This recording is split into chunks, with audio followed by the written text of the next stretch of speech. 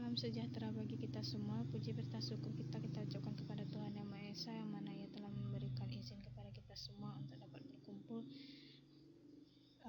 untuk melaksanakan perkuliahan kita dengan mata kuliah Sejarah Teori Ekonomi dengan materi pemikiran Masbah Institusionalisme. Di sini kami kelompok 5 akan mempresentasikan hasil diskusi kami. Sebelum itu saya akan perkenalkan anggota kelompok 5. Yang pertama ada Nicole Ramaberto, yang kedua ada Meliana Pendiangan, yang ketiga ada Maulidia Syafira, dan yang terakhir itu saya sendiri, Stina Juni Purnamasari. Baiklah, lanjut ke pemateri pertama, yaitu Nicole Ramaberto. Baiklah, saya Nicole Ramaberto. Saya akan menyampaikan materi pertama, yaitu pemikiran ekonomi institusional.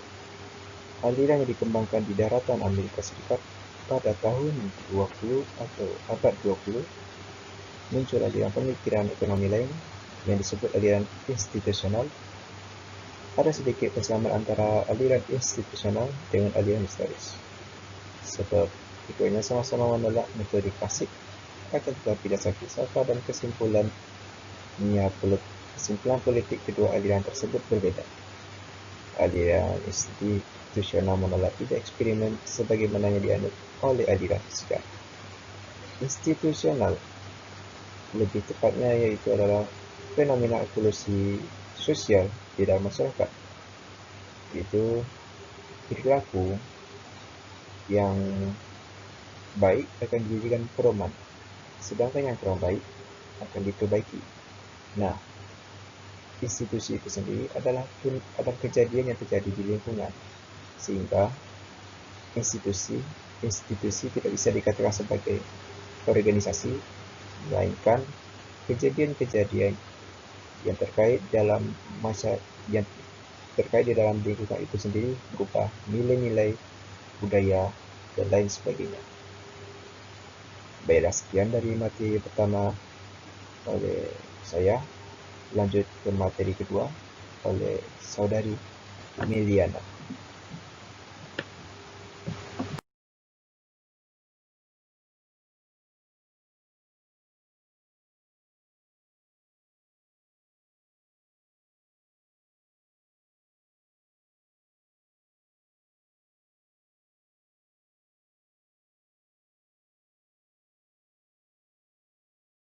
Saya Meliana sebagai pemateri kedua akan menyampaikan mengenai Thorsten Budenfeblen. Thorsten Budenfeblen adalah seorang anak petani miskin yang melakukan imigrasi dari Norwegia ke Amerika. Dengan latar belakang kehidupannya yang serba kekurangan dan sebagai seorang anak petani miskin, hal inilah yang menjadi pangkal tolak belakang dalam kehidupannya, sehingga ia sering bersikap getir, skeptis, dan bahkan ada yang menyebutnya sebagai seorang yang fasis. Gelar yang diberikan Veblen sangat banyak. Yang pertama diantaranya itu motivasi konsumen. Motivasi konsumen ini dalam The Theory of Leisure Class Veblen menjelaskan bahwa hal-hal yang berhubungan dengan pola perilaku konsumsi masyarakat. Menurut Veblen, perilaku masyarakat sekeliling dan orang dalam tingkah lakunya itu berusaha ikut menyumbang terhadap perkembangan masyarakat. Orang berusaha menghindari perbuatan yang merugikan orang banyak, tetapi hal itu berbanding balik dengan apa yang dilihatnya sekarang ini. Dalam masyarakat kapitalis ialah orang-orang yang mementingkan kepentingan diri sendiri saja dan tidak tertarik pada kepentingan masyarakat banyak. Yang mereka pentingkan hanyalah uang. Poin berikutnya itu perilaku pengusaha. Pada dahulu, pengusaha Amerika Serikat pada umumnya menghasilkan barang-barang dan jasa dengan tujuan memperoleh keuntungan dengan melalui kerja keras. Investasi masuk dalam apa yang disebut dengan production for use, Tetapi pada masa sekarang ini, laba dan keuntungan sebagian tidak diperoleh melalui kerja keras. Hal itu diperoleh dengan trik-trik bisnis saja. Veblen melihat pada masa sekarang, banyak pengusaha yang memperoleh keuntungan dari berbagai macam cara tanpa memperdulikan nasib orang lain dan sekitarnya. Veblen melihat dalam masyarakat Amerika yang tumbuh begitu pesat telah melahirkan sesuatu golongan yang disebut dengan abstinence ownership. Baiklah, itulah hasil presentasi saya. Dilanjutkan dengan saudari Maulidia Syafira sebagai materi ketiga. Kalau saudari Maulidia dipersilahkan.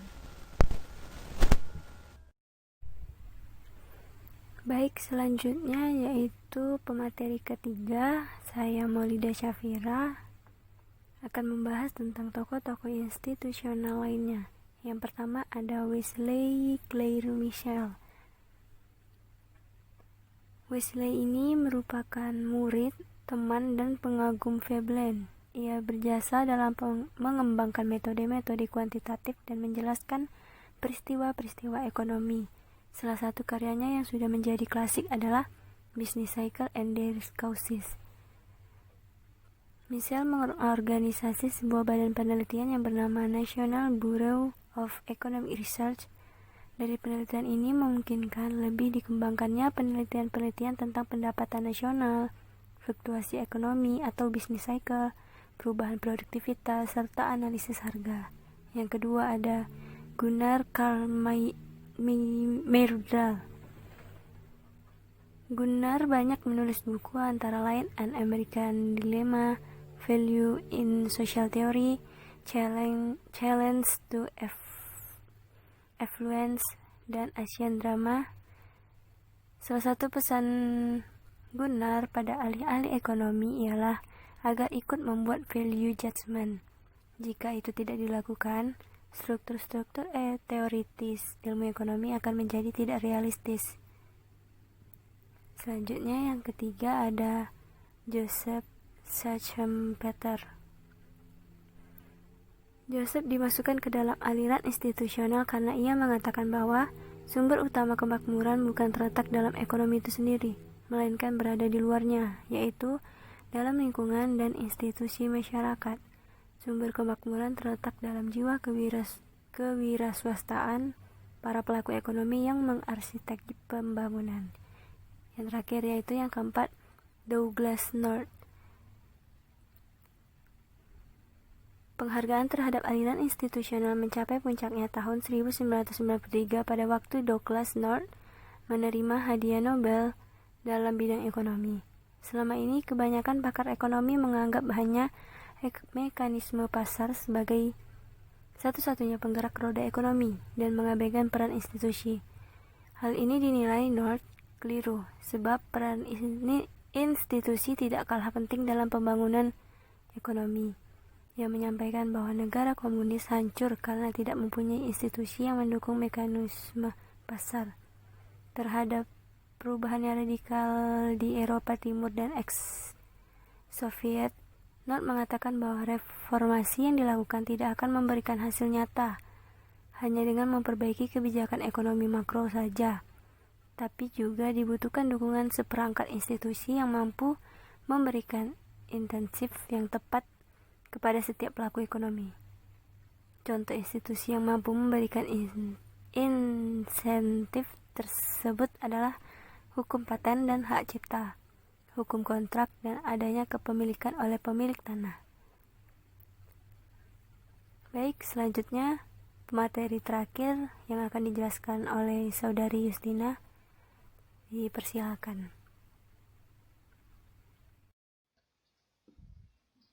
Baiklah, saya Justina Juni Purnamasari sebagai pemateri yang keempat dan yang terakhir, saya akan menjelaskan tindakan kolektif dan surplus yang tidak produktif. Yang pertama, menurut Mitchell. Mitchell adalah seorang ilmuwan sejati yang tidak terpengaruh oleh pemikiran lain. Ia mempunyai pandangan sendiri.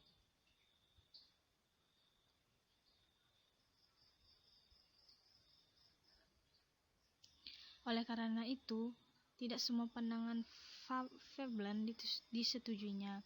Bahkan di samping pemikiran ekonomi ortodoks, pandangan Veblen mendapat kritikan. Mittel berkeberatan terhadap asumsi-asumsi logika yang abstrak ekonomi ortodoks karena dia tidak pernah menggunakannya sebagai teori dalam penelitiannya. Dia lebih menekankan penelitian empirik dan menjelaskan data dengan deskriptif, pendekatan sejarah dengan mempelajari sebab-sebab yang menjadi kumulatif secara evolusioner digunakannya dalam analisis siklus bisnis. Fluktuasi kegiatan ekonomi dapat diamati dari keputusan-keputusan pengusaha, reaksi-reaksi pengusaha terhadap perusahaan laba. Siklus bisnis terdiri dari beberapa tahap, yaitu resesi, depresi, pemulihan, dan masa-masa makmur atau boom. Yang kedua ada tokoh John R. Commons, seorang pelopor ajaran ekonomi kelembagaan di Universitas Wisconsin. Commons mencoba untuk melakukan perubahan sosial, penyempurnaan struktur dan fungsi pendidikan di kampusnya, dan banyak memberikan sumbangan dalam ekonomi perburuhan. Pandangannya terhadap ekonomi ortodoks adalah penolakannya pada lingkungan ekonomi yang sempit, statistik, dan mencoba memasukkan segi-segi kejiwaan, sejarah, hukum, sosial, dan politik dalam pembahasannya. Teori harga dalam ekonomi ortodoks hanya berlaku dalam kondisi-kondisi khusus dalam pasar ekonomi transaksi dalam pasar, yakni transaksi pengalihan hak, milik kekayaan, transaksi kepemimpinan, dan transaksi distribusi. Dalam transaksi tersebut melibatkan aspek kebiasaan adat, hukum, dan kejiwaan. Yang ketiga, menurut pandangan pemikiran J.A. Hobson tentang kritiknya terhadap ekonomi ortodoks, yaitu ada 3 kelemahan teori ekonomi ortodoks yang ditemukannya, yakni tidak dapat menyelesaikan masalah full employment yang dijadikan teori ekonomi ortodoks, distribusi pendapatan yang senjang, dan pasar bukanlah ukuran terbaik untuk menentukan ongkos sosial. Adanya ekonomi normatif dan positif tidak disetujuinya. Oleh karena itu, keduanya mengandung unsur etika. Hipotesis tentang timbulnya imperialisme karena terjadi underconsumption dan oversaving di dalam negeri, maka diperlukan penanaman modal ke daerah-daerah baru. Pengeluaran pemerintah dan pajak dapat mendorong ekonomi ke arah full employment dan meningkatkan pendapatan pekerja dan peningkatan produktivitas. Pembayaran terhadap faktor-faktor produksi dapat ditentukan atas kebutuhan cukup untuk meningkatkan produktivitas dan memberikan kelebihan yang tidak produktif. Dengan semakin meratanya pembagian pendapatan akan mendorong peningkatan produktivitas, meningkatnya konsumsi, dan akan terhindarlah ekonomi dari resesi. Jadi tindakan kolektif dan surplus yang tidak produktif itu dikritik oleh tiga ilmuwan tersebut. Tidak semua pandangan itu bisa diterima. Demikianlah